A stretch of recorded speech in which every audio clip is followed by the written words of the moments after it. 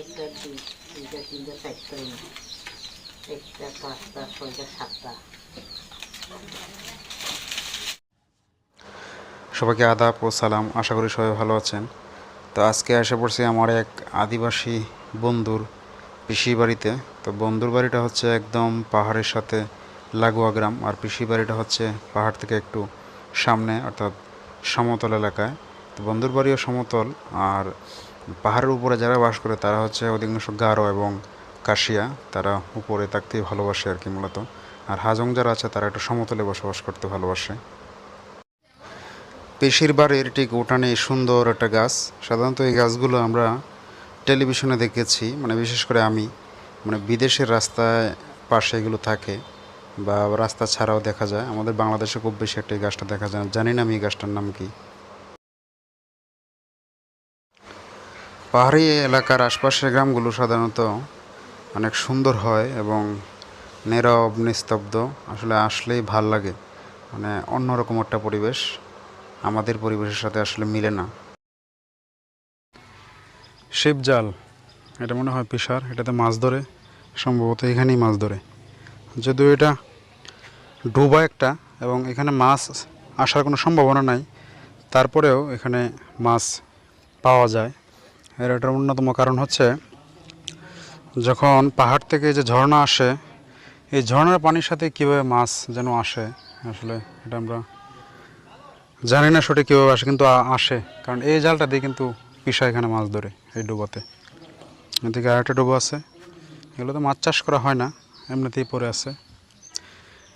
এগুলো হচ্ছে পাহাড়ি এক ধরনের ফল, কি জানি নাম সঠিক আমি জানি না, আজকে আমি প্রথম দেখলাম যে ফলের গায়ে কিন্তু কাটা কাটা দেওয়া আছে, অনেক সুন্দর দেখতে।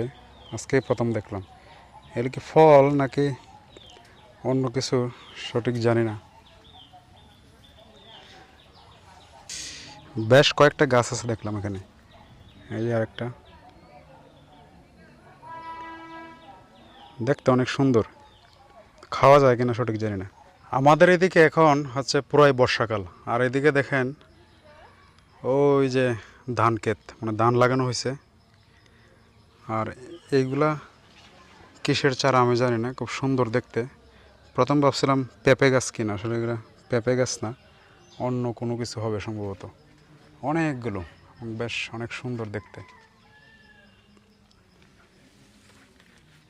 সবুজে আচ্ছন্ন একদম। এটা হচ্ছে আমাদের একদম সীমান্তবর্তী যে গ্রাম, সেখানে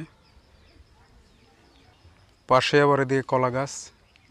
তো এইসব কলা আমাদের এদিকে যে কলা হয় এগুলোর মতো না, এটি একটু অন্যরকম। মানে এগুলো হচ্ছে পাহাড়ি কলা গাছ। মানে আমাদের এদিকে যে কলাগুলো হয় বেশ বড় বড়, এগুলো একটু ছোট ছোট, তবে শুনছি এগুলো নাকি অনেক মিষ্টি হয়। আর এই যে সামনে যে গাছগুলো দেখা যাচ্ছে, এগুলো মনে হয় আদা গাছ।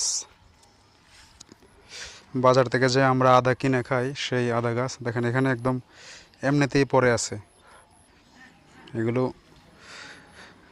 তারা লাগাইছে কিনা আমি জানি না, পিসিরা কি লাগাইছে নাকি এমনি এমনি হয়েছে।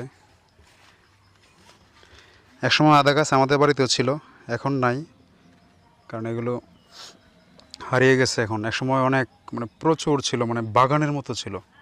পরে ধীরে ধীরে এগুলো নষ্ট হয়ে গেছে, সম্ভবত একটা মেয়াদ আছে সব কিছুর। আর দেখেন ওই যে গ্রাম, এখানে যে মানে বর্ষাকাল, এটা বোঝার কোনো উপায় নাই। পুরো ধান ক্ষেত সবুজ হয়ে আছে, সেগুলো হয়তো বের হবে। আমরা এটা বলি ধানের থোর, থোর বের হবে, তারপর এটা ধীরে ধীরে পরিপক্ক হয়ে ধানে পরিণত হবে। তো এখানে অনেকটাই সমতল। পিসির যে বাড়িটা, পিসি আসলে আমার পিসি না, পিসি হচ্ছে আমাদের বন্ধু সুবীর, তার পিসি। তো সে যেহেতু পিসি ডাকে, আমরাও পিসি ডাকি।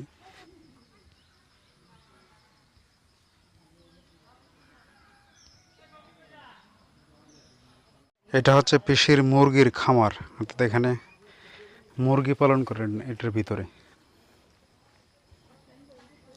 অনেক সুন্দর।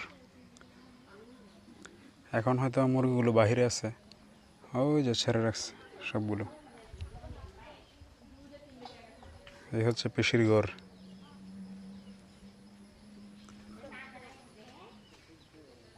আমাদের বাসায় একটা তুলসী গাছ ছিল, কিন্তু এটা মারা গেছে।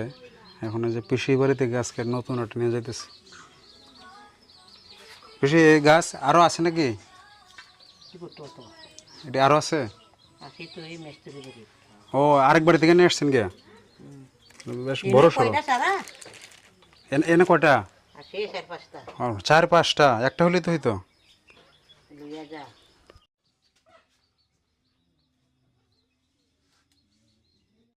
হ্যাঁ।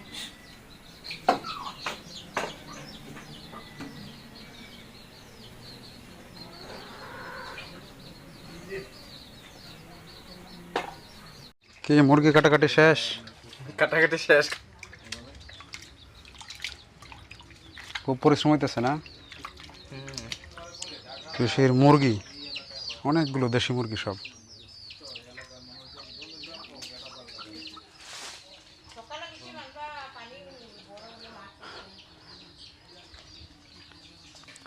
খাবার দাবারটা হয় নিজের একটা শুধু? হ্যাঁ,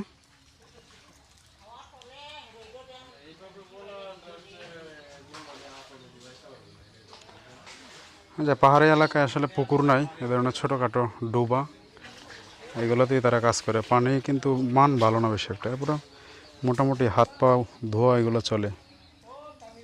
ও হ্যাঁ, রুকিয়ে সুবির আইছে।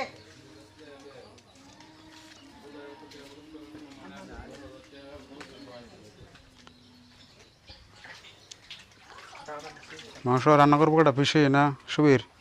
বসাই দিই, আধা ঘন্টাও লাগতো না, সব রেডি করে রাখবো, আইবো যাইবো। কাটাকাটি এখনো শেষ হয়েছে না?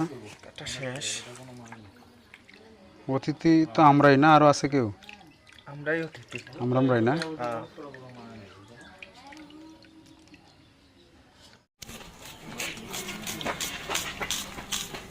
হ্যাঁ বেলা এটা প্রচুর প্রচুর গরম লাগে না? সার্ভিস করে দিয়ে আলবা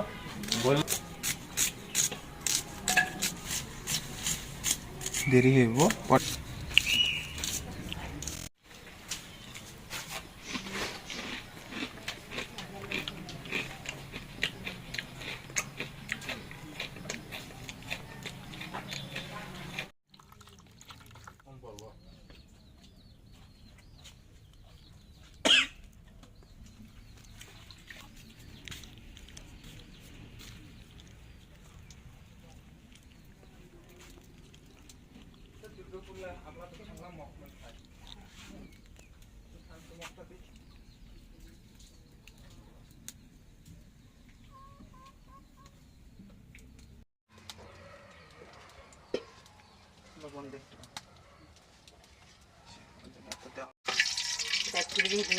ইয়ে পাওয়া গেছে ওই দিকে হেরে গেল।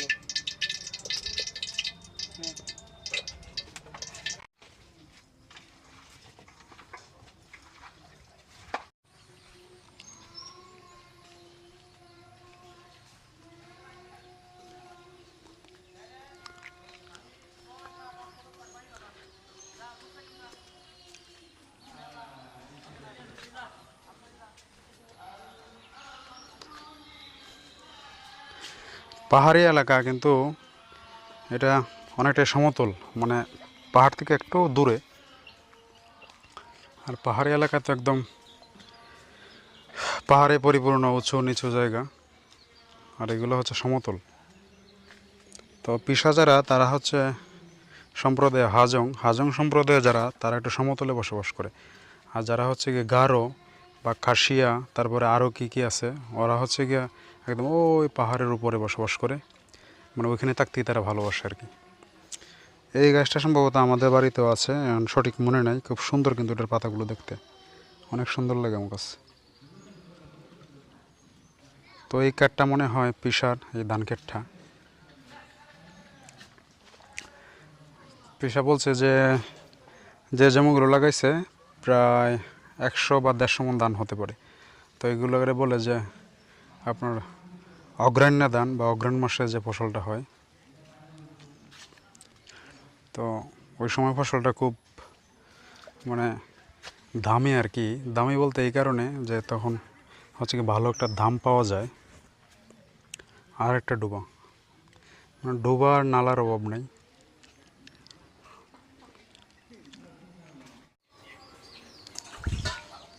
আদা আর রসুন বাটা হবে এখানে। তরকারি কি অবস্থা দেখি? টেস্টও কেমন হইতেছে, অনেক ঘ্রাণ বের হয়ে গেছে এখানে।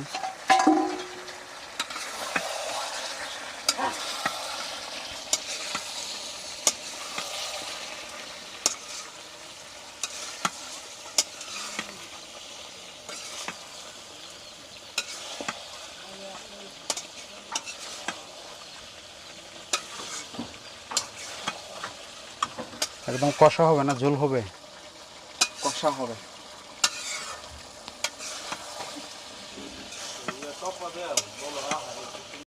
তরকারি একদম কমপ্লিট, গ্রান বেরোচ্ছে সেই।